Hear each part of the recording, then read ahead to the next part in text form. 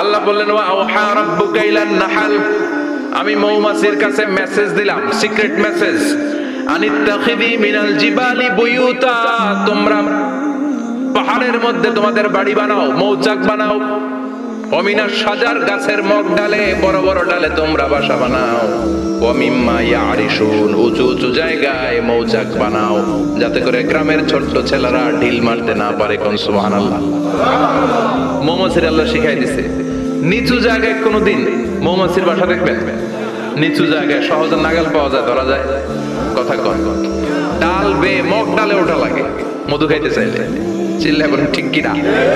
আল্লাহ secret message দিলেন আর বললেন আনিত্তাখিদি। আলেম যারা আছেন বলেন তো ইত্তাখিদি এটা কি মুজাক্কারের সিগা না মুআন্নাসের সিগা? কথা কইতে হবে, কেউ নাই এটার উত্তর দেওয়ার মতো। মুআন্নাস, মাশাআল্লাহ, এটা স্ত্রীবাচক শব্দ। আল্লাহ মৌমাছিকে যে মেসেজ করছে পুরুষ মৌমাছিরে কয় নাই, এটা নারী মৌমাছিরে কইছে। চিল্লায় এখন সুবহানাল্লাহ। এখন গবেষণা করে দেখা গিয়েছে কার্ল ভন ফ্রিচ, একজন অস্ট্রিয়ান বিজ্ঞানী, উনি এটা নিয়ে গবেষণা করে 73 সালে 1973 নোবেল পেয়ে গেছে। এই আয়াতের উপর গবেষণা করে আল্লাহ কেমন করে সিক্রেট মেসেজ দিয়েছেন, কেমন করে মৌমাছি মৌচাকের বাসা বাঁধে, কেমন করে মধু আহরিত হয়, এটার উপর গবেষণা করে উনি একটা বই লিখেছেন, দ্য ডান্সিং বিস। নেচে যাওয়া মৌমাছিগুলো, নাচতে নাচতে যেতে থাকা মৌমাছিগুলোর উপর একটা বই লিখে দ্য ডান্সিং বিজ লিখে উনি নোবেল প্রাইজ পেয়েছেন এই মধুর উপরে। চিল্লায় পড়েন আল্লাহু আকবার। এখন কোরআনের আয়াত থেকে বোঝা গেল আনিত্তাখিদি মিনাল জিবালি বুয়ুতা, আল্লাহ নারী মৌমাছিকে বলেছেন মৌচাক বানাও, তোমাদের মধু রাখার জন্য বাসা বানাও। কার্ল ভন ফ্রিচ গবেষণা করে পেয়েছে মৌচাকের বাসা বানানো হয়, মধু আহরণ করা হয়, যেই মৌমাছিটা নেতৃত্ব দেয় এটা পুরুষ মৌমাছি নয়, এটা হলো মহিলা মৌমাছি। কোন সুবহানাল্লাহ। পুরো মৌচাকের মধ্যে মধু আহরণ, মধু নেওয়া, পুরো প্রসিডিউরটা সারার জন্য কোনো পুরুষ মৌমাছি লিডিং দেয় না, লিডিং দেয় একটা নারী মৌমাছি, স্ত্রী মৌমাছি। এজন্য ইত্তাখিদ, ম্যাসকুলিন জেন্ডার ইউজ না করে আল্লাহ বলেছেন ইত্তাখিদি। নারী মৌমাছিকে আল্লাহ অ্যাড্রেস করে বলেছেন যাও মৌচাক বানাও আর এটার মধ্যে মধু আহরণ করো। চিল্লায় পড়েন আল্লাহু আকবার। আল্লাহ বললেন ইত্তাখিদি মিনাল জিবালি বুয়ুতা, পাহাড়ের মধ্যে ঘর বানাও, মিনাশ শাজার, গাছের বড় ডালের মধ্যে ঘর বানাও, ওয়া মিম্মা ইয়ারিশুন, উঁচু উঁচু জায়গায় ঘর বানাও। উনি গবেষণা করে পেয়েছেন এই মধুর মধ্যে অসাধারণ কিছু ন্যাচারাল অ্যান্টিসেপটিক আছে। কি আছে? Natural antiseptic. এটার নাম হচ্ছে প্রপিলিস। প্রপিলিস নামে একটা লিকুইড পাওয়া যায় মৌচাকের মধ্যে। এটা কাটা জায়গায় লাগা দিলে স্যাভলন, ডেটল কিছু লাগানো লাগবে না। ওই প্রপিলিসের কারণে আপনার কাটা জায়গা এমনি শুকিয়ে যাবে। সুবহানাল্লাহ পড়েন। দ্বিতীয় বিশ্বযুদ্ধে রাশিয়ান যত সৈনিকরা যুদ্ধে আহত হতো, ওরা আলাদা করে অ্যান্টিসেপটিক খাইতো না, ওরা মধু আইনা লাগাই দিত আর সুস্থ হয়ে যেত। সুবহানাল্লাহ পড়েন। নিউজিল্যান্ডের কিছু বিজ্ঞানীরা আবিষ্কার করেছে মৌমাছির হুলের ভিতরে রেমেটিক ফিভারের অ্যান্টিবায়োটিক আছে। অনেকের বাত জ্বর হয়, বাতের ব্যথা থাকে না, থাকে, মুরব্বীদের বেশি হয়। ওই জায়গার মধ্যে যদি আপনি মৌমাছি এনে ঢুকাই দিতে পারেন, মৌমাছির হুল লাগাই দিতে পারেন, ভালো হয়ে যাবে। মৌমাছি যখন হুল ফুটে আরাম লাগে না অনেক? খাইছেন? কামড় খাইছেন? হ্যাঁ, মজা লাগে। তো নিউজিল্যান্ডের এই গবেষকরা এরা আবিষ্কার করেছে যে মৌমাছি যদি হুল ফুটিয়ে দেয়, ওইখানে বাতের ব্যথা থাকলে, বেদনা থাকলে এটা ভালো হয়ে যাবে। আমি নিজে দেখেছি, বিবিসি একটা ডকুমেন্টারি, ইজিপশিয়ান একজন ফিজিশিয়ান, চিকিৎসক, উনি ওনার বাতের ব্যথায় আক্রান্ত যত রোগীরা আছে ওদের গায়ের মধ্যে মৌমাছি এনে এনে নিজে নিজে হুল ফুটায়। রোগী চিৎকার মারে, ও মা গো, ও আল্লাহ গো, কিন্তু একদিন পরে ব্যথা নাই, আর কয় ভালো হয়ে গেছে। সুবহানাল্লাহ কইবেন না? তো এজন্য এই কার্ল ভন ফ্রিচ 1973-তে দ্য ডান্সিং বিজ লেখে গোটা বিশ্বকে তাক লাগিয়ে দিয়েছে। তার গবেষণার প্রতিটি পয়েন্ট কোরআনের আয়াতের সাথে মিলে যায়। চিৎকার করে পড়েন আল্লাহু আকবার। এই যে আমরা মধু খাই, এই মৌচাকের ভেতরে অন এন অ্যাভারেজ অ্যারাউন্ড 60,000 মৌমাছি থাকে। তিন ভাগে, একটা হচ্ছে কুইন বি, একটা মেল বি, আর একটা হচ্ছে ওয়ার্কার বি। একটা থাকে রানী মৌমাছি, এর নেতৃত্বে সবাই চলে। আর একটা থাকে মেল বি, পুরুষ মৌমাছি, বংশ বাড়ানোর জন্য এদের কাজে লাগে। আর সব হচ্ছে ওয়ার্কার বি, সবাই কাজ করে। আল্লাহ বললেন সুম্মা কুলি মিন কুল্লি সামারাত ফাসলুকি সুবুলা রাব্বিকি যুলুলা। আল্লাহ সিক্রেট মেসেজ দিয়ে বললেন গাছের উপরে বাসাবাদ, পাহাড়ের উপরে মৌচাকের বাসাবাদ, উঁচু উঁচু জায়গায় তোমরা তোমাদের বাসা বাঁধো। সুম্মা কুলি মিন কুল্লি সামারাত, এরপর এলাকার যত মিষ্টি মিষ্টি ফুল আছে, ফল আছে, ওখান থেকে রস নিয়ে আসো। সুবহানাল্লাহ। পুষ্প রস সংগ্রহ করে মধুগুলো, এটার বলে sweet nectar. They collect the sweet nectar from the flowers. এবং মধুর মধ্যে এত চমৎকার জিনিস থাকার কারণ হচ্ছে মৌমাছিগুলো ওই এলাকার সব ধরনের ফুল, ভালো ভালো সুগন্ধযুক্ত ফুল ফল থেকে রস নিয়ে আসে। তো এই গাছগুলোর মধ্যে বনাজি গাছ আছে না নাই? ঔষধি গাছ আছে না নাই? এজন্য মধুরে বলা হয় সব রোগের ঔষধ। যত বনাজি ঔষধি গাছের নির্যাস আর পুষ্প রস আছে, সব আল্লাহ মধুর ভিতরে ঢুকায়া মধুকে আল্লাহ ন্যাচারাল ভ্যাকসিন বানিয়ে দিয়েছেন। চিল্লায়ে পড়েন আল্লাহু আকবার।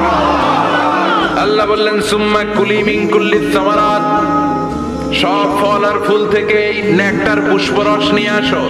ফাসলুকি সুবুলা রাব্বিকি যুলুলা, যেমন যেমন গিয়েছিলা পথ চিনায় আবার ফিরে আসো। ইয়াখরুজু মিন বুতুনিহা শারাব, এরপর তাদের পেট থেকে বের হয় শারাব। মুখতালিফুন আলওয়ানু, এক একটা মধুর কালার হয়ে যায় এক এক রকম। কোন সুবহানাল্লাহ।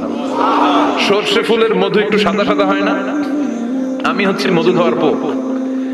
আমি দেশে বিদেশে যেখানে গিয়েছি ফ্রেশ হানি আমি অনেক খুঁজেছি। ইয়ামানি একটা মধু পাওয়া যায়, ইয়ামানের সাওয়াহিলি এলাকায়, পাহাড়ি এলাকায়, একেবারে কুচকুচে কালো।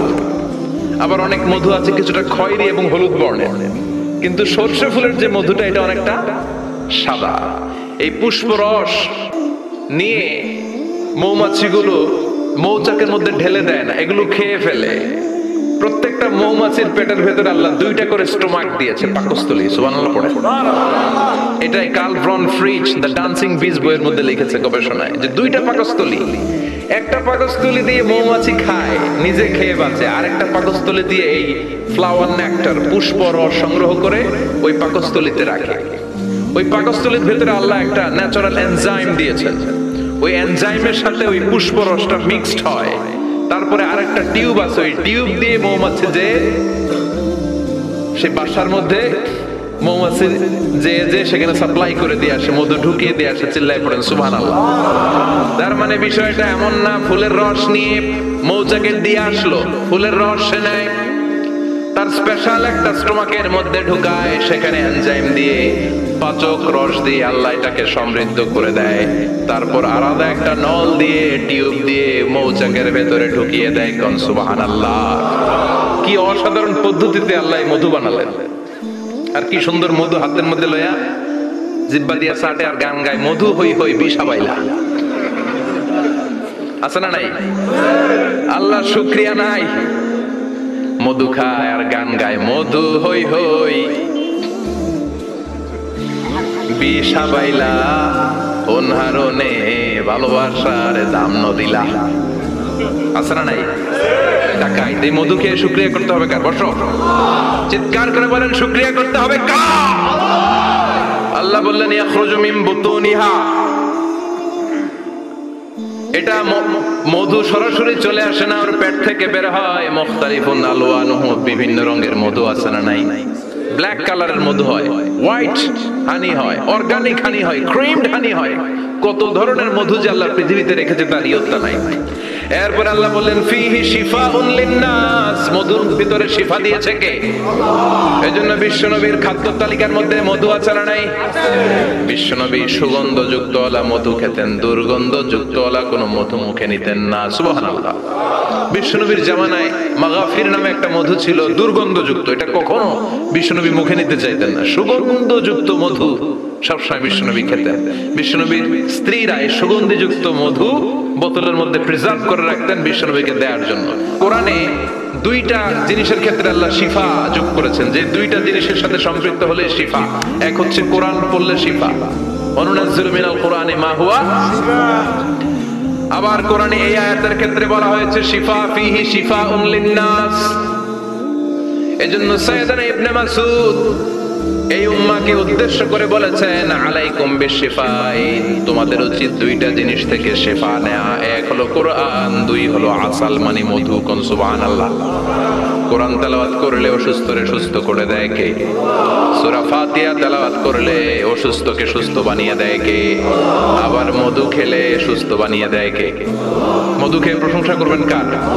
নাকি মধু হই হই বিষাবাইলা বলবেন এগুলো কখনো? খাঁটি মধু খেতে হবে। খাঁটি মধু চেনার উপায় হচ্ছে এটাতে পিঁপড়া জমে না, এটা ফ্রিজে রাখলে জমাট বাঁধে না, এটাতে দুর্গন্ধ হয় না। এক গ্লাস পানির মধ্যে এক ড্রপ মধু ছেলে দিলে এটা পানির সাথে না মিশে একেবারে নিচে চলে যায়। খাঁটি মধু খেতে হবে। তাহলে ফিহি শিফাউন লিন্নাস, কত কিছু দিয়ে যে আল্লাহ এটাকে সমৃদ্ধ করেছেন। এটার মধ্যে গ্লুকোজ আছে, এটার মধ্যে সুক্রোজ আছে, ফ্রুক্টোজ আছে, প্রোটিন আছে, মিনারেলস আছে, ক্যালসিয়াম আছে, ভিটামিন আছে। খাইলে শরীর গরম হয়ে যায়। সুবহানাল্লাহ। এজন্য শীতকালে বেশি বেশি খাবেন, জাম্পার লাগবে না।